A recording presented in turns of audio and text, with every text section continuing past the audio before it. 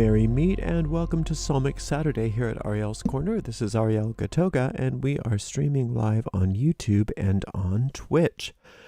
Moderating today on YouTube are the lovely Deline and the lovely Honeypaw, and moderating on Twitch is the lovely Dre. Thank you so much, moderators, and thank you to everybody for joining us today for this Psalm spell, which we will get right to because we do have a premiere at 11 a.m. this morning, Pacific time, right here on YouTube. And I've got it connected to this stream, so if you want to just hang out through the exit music, you'll get a link right to the premiere, should you desire to join us for that, and I sure hope you do. If you're on Twitch, you can just hop on over to YouTube for that premiere at 11 a.m. Our website is at arielscorner.com, arielscorner.com. You can find all of our free courses and our free booklets, etc.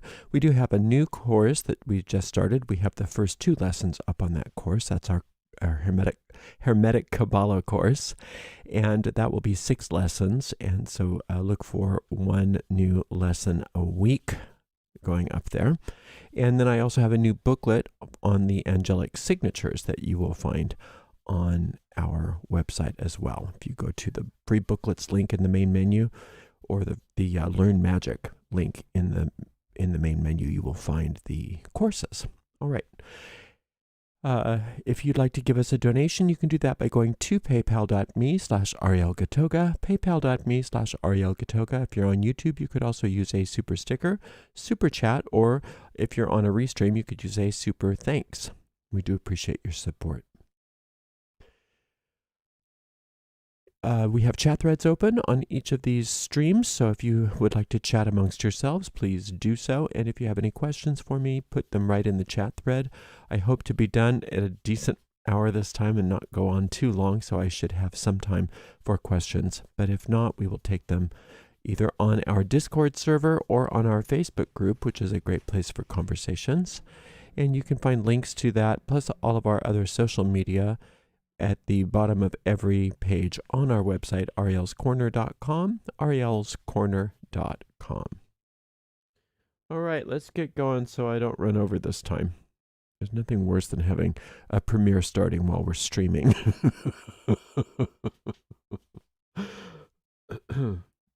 Oh, and just before I start, if you'd like to follow along, we are on Psalm 92 today, so you can find that on our website, arielscorner.com/psalm/92.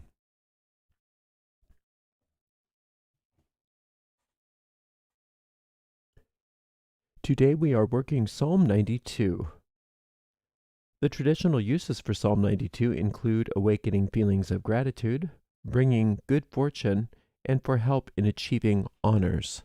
Today I'm going to use Psalm 92. I'm going to gear Psalm 92 toward speeding up a manifestation. So if you've been working on a spell, or if you need something to manifest quickly, this is a good psalm for that. We work psalm magic by reading the psalm out loud all the way through once without stopping. This is called an incantation. After we finish the incantation, we go back through the psalm and we consider each verse one by one, and we search for hidden meanings behind the words. We call these occult meanings because they are hidden. Those also are known as magic seeds. And by searching for those hidden magic seeds and doing our best to apply what we find there to whatever our issue happens to be, we are planting those seeds deeply in the fertile grounds of our minds, where they take root, they grow, they blossom forth, and they bear fruit after their kind. And that's what you and I are going to do together right now with Psalm 92.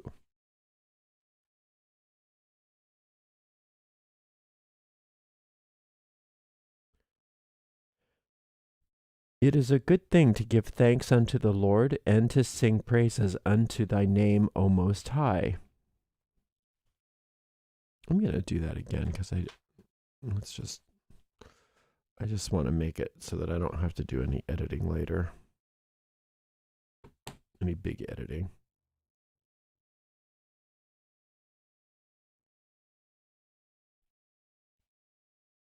It is a good thing to give thanks unto the Lord, and to sing praises unto thy name, O Most High. To show forth thy loving kindness in the morning, and thy faithfulness every night. Upon an instrument of 10 strings, and upon the psaltery, upon the harp with a solemn sound. For thou, Lord, hast made me glad through thy work. I will triumph in the works of thy hands. O Lord, how great are thy works, and thy thoughts are very deep. A brutish man knoweth not, neither doth a fool understand this. When the wicked spring as the grass, and when all the workers of iniquity do flourish, it is they that shall be destroyed forever. But thou, Lord, art most high forevermore. For lo, thine enemies, O Lord, for lo, thine enemies shall perish. All the workers of iniquity shall be scattered. But my horn shalt thou exalt like the horn of an unicorn. I shall be anointed with fresh oil.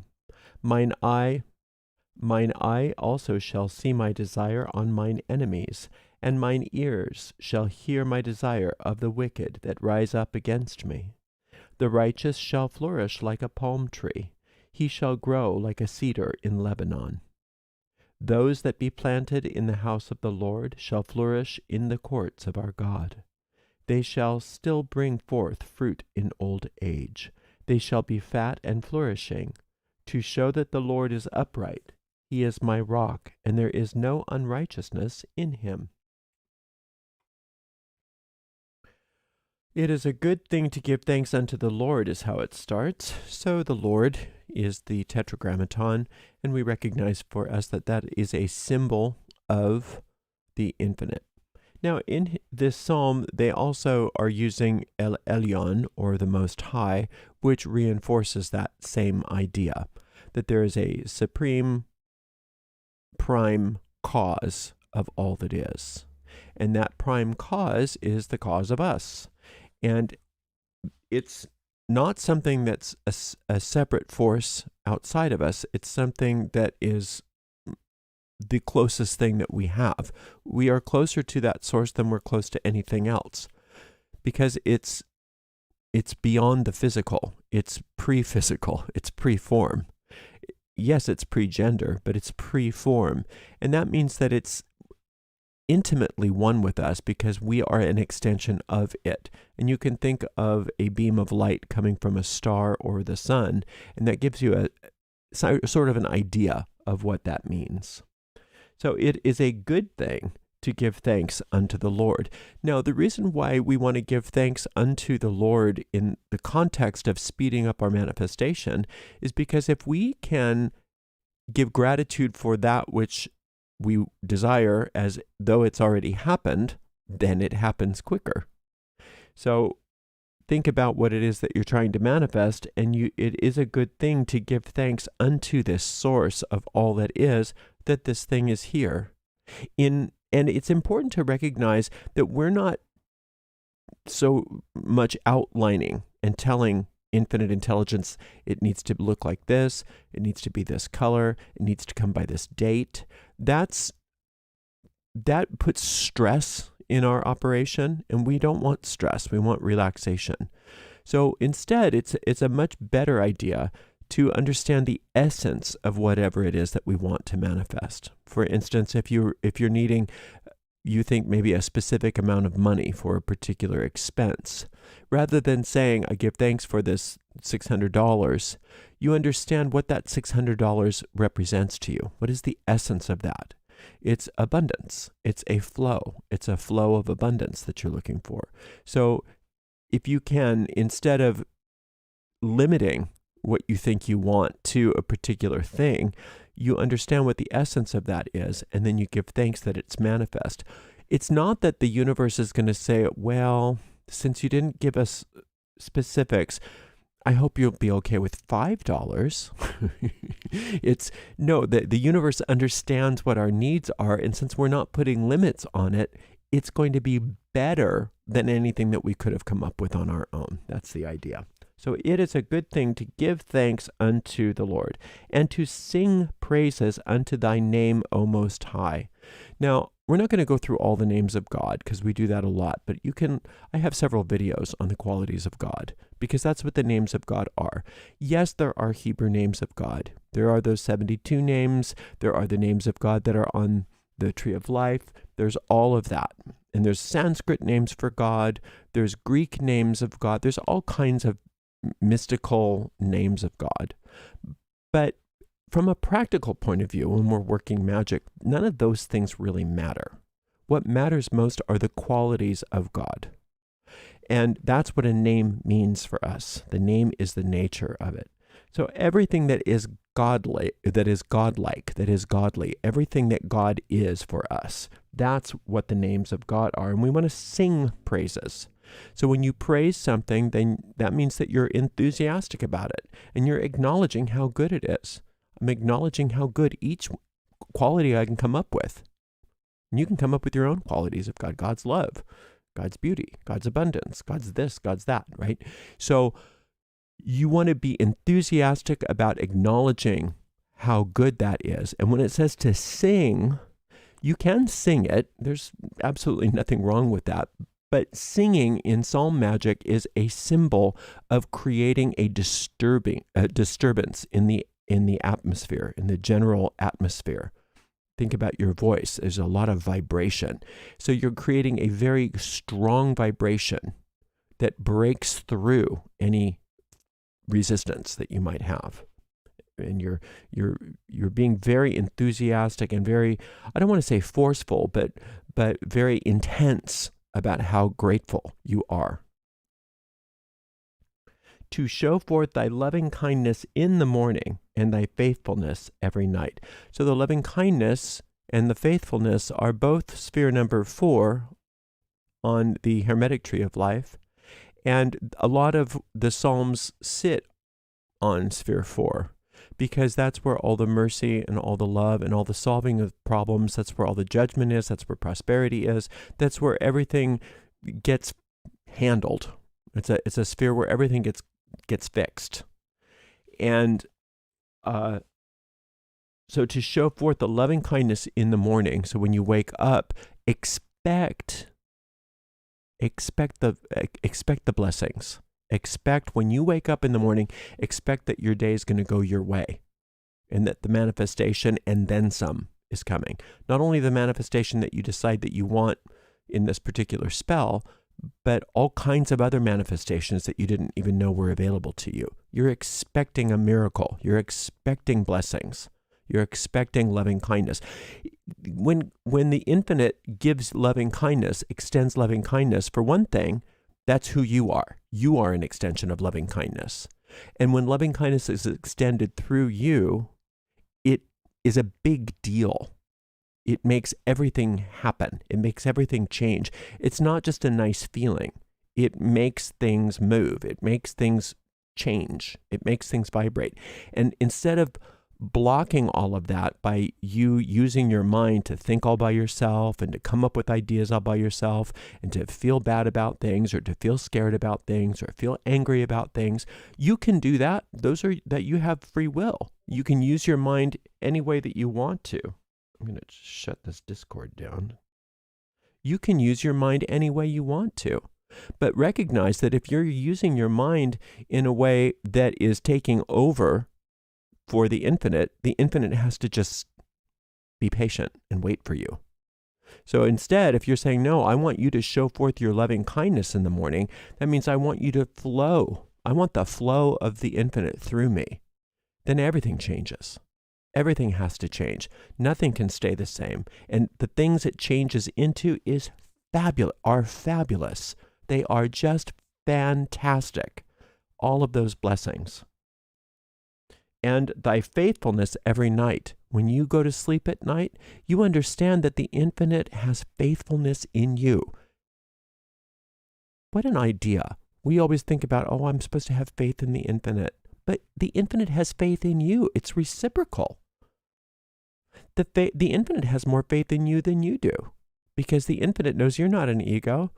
The infinite knows that your ego's going to die. Your problems are going to die. Whatever you're going through, it's not eternal. It's part of this temporal existence that from the infinite's perspective is just an illusion anyway. So the infinite has all kinds of faith in you that you don't have in yourself. So if you can allow that faith to be what you go to sleep with, then it goes into your deep mind. And you start to lean on that faith. And instead of being afraid of your life, instead of being afraid of the world, instead of hoping for just this little bit of manifestation that you think is such a big deal, but it's not that big of a deal, not in the scheme of things. The universe looks at that and it says, well, of course you can have the $600, but you can have a lot more than that. You can have a lot more blessings than that. Right? So it has faith in you. And since you don't necessarily have that amount of faith in yourself yet, you can lean on the faith that the infinite has for you. You can let it be your faith. Upon an instrument of 10 strings, and upon the psaltery, upon the harp with a solemn sound. So the instrument of 10 strings is talking about what you do with your hands. What you do with your hands, what you do in the world, how you operate in the world. And all of those instruments are things that you play with your hands, the psaltery and the harp. So earlier we were singing, and now we are playing. And how you play music in the world means that I'm going to use my hands to create nothing but beautiful music, music representing vibration again. So everything I do in the world is dedicated to the vibrations of the infinite.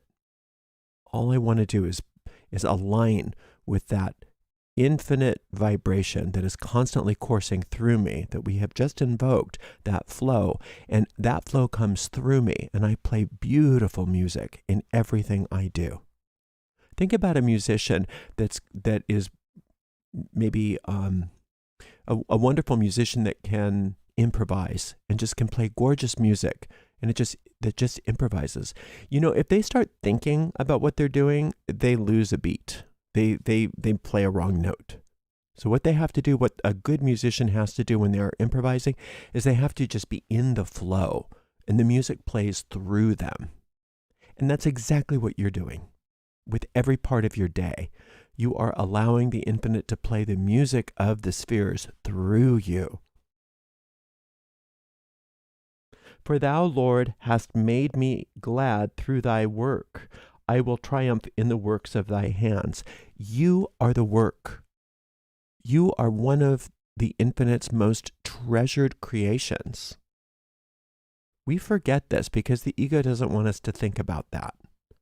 The ego wants to think about problems and just really minimizing our experience here and our value here. And you don't understand half the time how, or most of the time, not even half the time, pretty much all the time, we don't understand all the time. Let's say that again. We don't spend our time here thinking along the lines of how we are a beloved creation of the infinite. When the infinite extends as us, that was an act of will. That was purposeful. It wasn't an oops. And the infinite didn't create and say, "Ooh, how did I make that mistake?" Didn't do that with you. You're not junk. You're not a mistake. You're not an afterthought. You are an act of will and beloved of this force, because you are an extension of love. The ego doesn't want you to know that. The ego wants you to think that you're this little nothing, that all you're worth is maybe $600 if you're lucky. If you're lucky, maybe the infinite will condescend to give you $600 for this bill, right? It's so skewed in the wrong direction. And so this psalm is reminding you right here and now that you are one of the works of the infinite, and you are triumphing in the works of the infinite's hands. Now, the hands of the infinite are a symbol of that which creates, like the potter that creates. But it's not that you were created out of the infinite's hands necessarily. That's a poetic symbol. You are created in the moment. You are created in the moment. And you must triumph because it's the infinite's will that you triumph over whatever this is. And triumph in this sense means manifest what your needs are, and then some. And then some. O Lord, oh Lord, oh Lord, O Lord, how great are thy works, and thy thoughts are very deep. You are a deep thought of the infinite. That's who you are. You are one of the deepest, most profound thoughts that the infinite can think. Important is who you are. You are great. You are one of the great works and a deep thought within the mind of the infinite. How does that make you feel when you just even fathom the idea that you're one of the most profound creations of the universe? Your soul. Now, this doesn't say that you're more profound than anybody else, but you're so unique that there's no way to compare. You can't compare one sunbeam from another. You can't compare one sunbeam to another. You can try, but it's pointless because they're so unique. You are so unique and so important, so profound and so great. O Lord, how great are thy works, and thy thoughts are very deep. It's talking about you. Take this personally. A brutish man knoweth not, neither doth a fool understand this. And it's talking about who? Your ego mind, the part of your personality that thinks it knows stuff. It thinks it knows what it needs. It thinks it knows who you are. It thinks it knows how bad everything is. It thinks it knows how you have to protect yourself. It thinks it knows how limited you are and how small you are and how vulnerable you are and how not good enough you are and even maybe how bad and evil you are. Right? Those thoughts come from a brutish man and a fool because it will never understand the truth of you. It's incapable of understanding the truth of who you are, the ego mind, because it is a lie. It is a nothing. It is nothing more than a bad habit that you picked up along the way. And it has nothing to do with you and who you are, but it gets us hooked, doesn't it? It gets us hooked, and we just go around and around and around on this treadmill of misery, thinking this is the best that we can hope for. So that's the brutish man and the fool. So you're not a brutish man and you're not fool, but you have been fooled by the brute and by the fool into believing that that's who you are.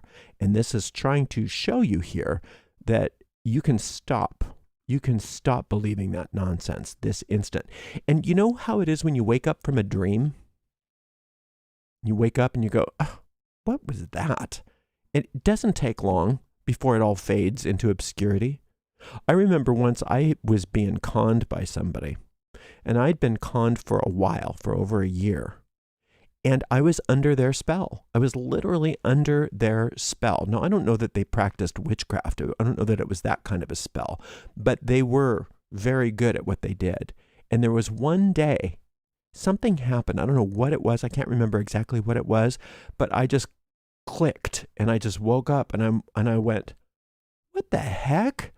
What is going on here? What am I doing? Oh my God, look at this. And everything changed that day. I could never look at that person in the same way because I knew exactly what they were. That's what we have to do with the ego, is wake up and say, what has been going on here? I've been listening to a brute and a fool all this time and thinking that it is who I am. I'm not being conned anymore. When the wicked springs as the grass, and when all the workers of iniquity do flourish, it is they that shall be destroyed forever. And that's what the ego is.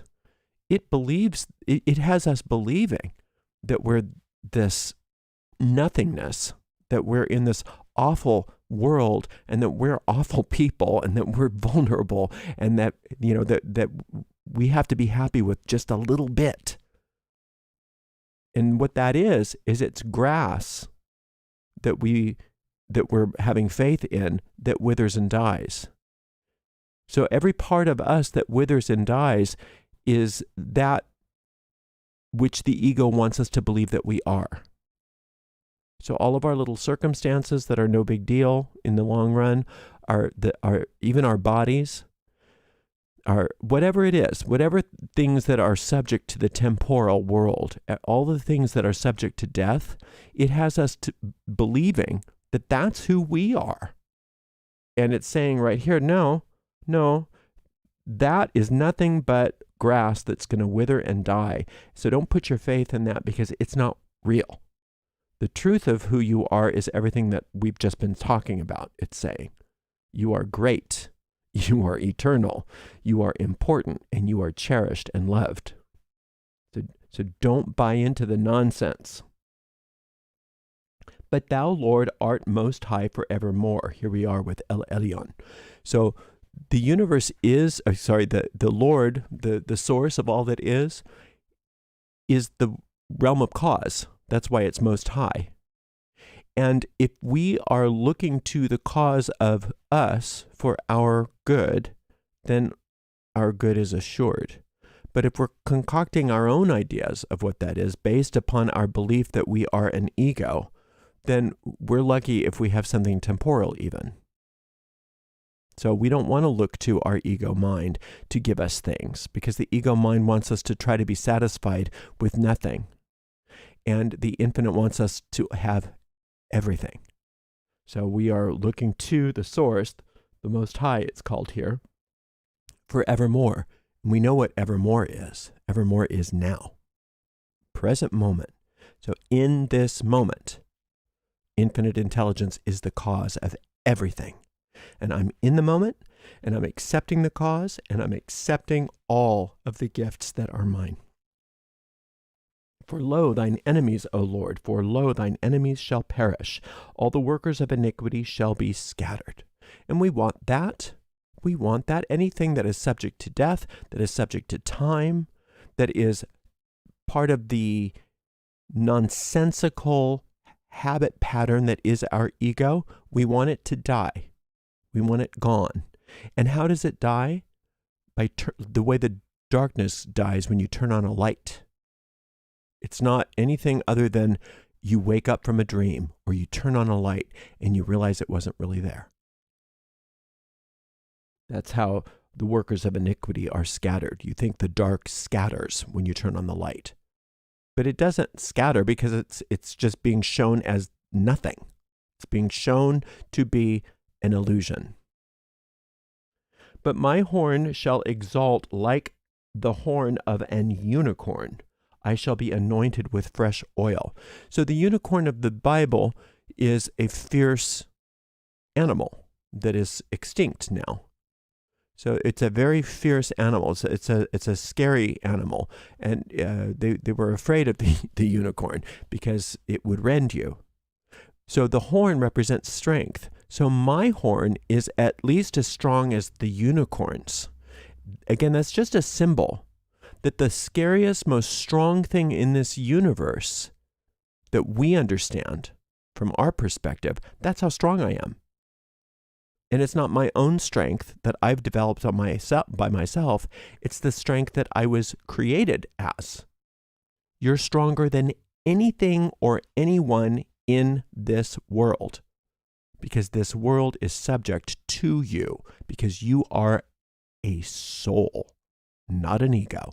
And you're an extension of strength. I shall be anointed with fresh oil. So to be anointed is to be made sacred, is to sanctify, is to heal. And oil, fresh oil in this sense, represents love, represents the love of your Creator for you.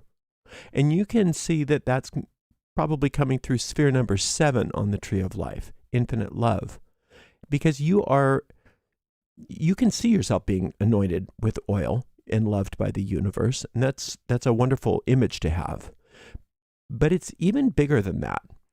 You are anointed, meaning you are created. You are extended. You are an anointed one. That's how you are created. You don't have to be created and then made holy. You are created as holy. And the fresh oil is in the moment how you're being created right now. You weren't created back in time and now you've survived. And then eventually in the future, you're going to die. That's how the world is. That's how the world sees you. But the world isn't the world of the infinite. The infinite creates you now in the moment. And that creation is ongoing. It's never stopped. It never started. You're eternal.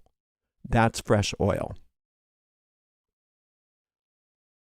Mine eyes also shall see my desire on mine enemies, and mine ears shall hear my desire of the wicked that rise up against me.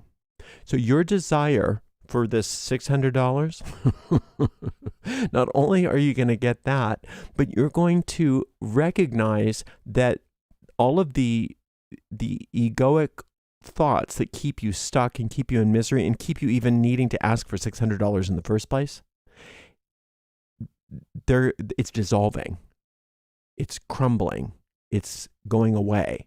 Its structure no longer has any place for you because you're no longer participating in that habit of thinking, the habit of thought that creates and then fortifies those ego structures is crumbling because you're no longer using your mind like that. You're letting, as we said toward the beginning of the psalm, you're letting your mind be in the flow of creation rather than thinking that you have to come up with it all by yourself. The righteous shall flourish like the palm tree. He shall grow like a cedar in Lebanon. Very strong, very beautiful trees, very strong and beautiful trees. And the righteous is you in your right mind. It's you in your right mind. It's the real you. It's the sane you. The insane you is the one that thinks you're an ego. That's all involved in that habit. Think of a drug addict. When they're needing a fix, they're not in their right mind. They can't think clearly. If they were in their right mind, they wouldn't try to steal money for heroin. They wouldn't just come up with that all by themselves. Like, I need to steal some money. That wouldn't just happen. But because they're addicted, the addiction is calling the shots. It's not much different than our addiction to the ego, than our habit of thinking along the lines of the ego. So we do stupid things, crazy things, insane things with our minds and with our bodies because we are addicted to a thought system based on our belief that we're separate from our creator, that we're insignificant, that we're small, that we're nothing, that we are vulnerable, and all of those things that go along with being an ego. So the righteous is when you get sober and you come back to your right mind and you don't have those behaviors anymore. The difference between being an addict in this world and being and going into recovery and being an addict of the ego and recovering through the infinite is that you don't any longer want to go back to your habit. You don't want to go back to your habit once you realize who you are as a soul. In this world, we tend to want to go back to our habits because our addictions are not something that are ever handled here for good. That's why when you're in recovery, it's an ongoing thing here. But in the infinite, your addiction to the ego, once it's broken, it's broken. It doesn't happen again. You are in your right mind. You are righteous. And that's where we are going today. We are going to righteousness because you will be so strong like a palm tree and a cedar, and you won't go back. Those that be planted in the house of the Lord shall flourish in the courts of our God. So there again, we're using a symbol of these glorious and strong trees that live for a long time and that flourish in the house of the God. In the house of God, in the house of our God means in the presence of the infinite. That's where you belong. See, we think that we live in this world and that we have to visit the house of God to get some favors and then come back in this world. But that's not the case. We live in the house of God. We are already as those trees. That's how we were created, and that's how we are created in the moment. And we are believing that we don't live there, and we're dreaming that we live in this other world. And so for as long as this illusion lasts, we have to honor the illusion. But when we are working with a psalm like this, we're letting the illusion now start to reflect a new reality. And so the dream that we're dreaming no longer is a scary dream, but our manifestations happen instantaneously here because the infinite's doing it through us rather than us trying to conjure it ourselves. And when that happens, we start to dream a dream that looks so much like the house of God, if you will, or our real home, that it's not that big of a trip when it's time to wake up. It's not that big of a difference anymore. So that's what we have to look forward to right now, is not only this manifestation that we so long for, but all the other manifestations that go along with it that start to reflect the reality. And that is the house of God. That's what the house of God means here. They shall bring forth fruit in old age. They shall be fat and flourishing. So those trees are going to bear fruit in old age. Again, it's a symbol. And it's trying to allude to the idea that you're an eternal being and that you don't age and you don't grow old. Because in the house of God, in the real world where you actually live, there is no time. There is no growing old. There is no beginning, middle, and end. It's an ever sense of extension and expansion that we can't quite comprehend here because we try to pass everything through the filter of our egos, and our egos don't understand eternity. Our egos don't understand the infinite, don't understand any of that. So we have to be willing to drop the way that we think and to perceive things in a new way that we don't understand. But once we do, then we get into that righteousness or that right-mindedness, and we do understand. But we can't make our ego understand. So we have to just allow the ego to be dropped and allow the infinite to think through us and to show us what these things are. And in the midst of that, yes, these manifestations happen because that's part of making this dream better. So everything that you want here is holy, and you can get everything that you want here. There's nothing wrong with wanting things, but don't settle for just what you think you want. Recognize the infinite doesn't want to just give you that, wants to give you everything. To show that the Lord is upright, he is my rock, and there is no unrighteousness in him. So the reason why the Lord is your rock is because it's your source.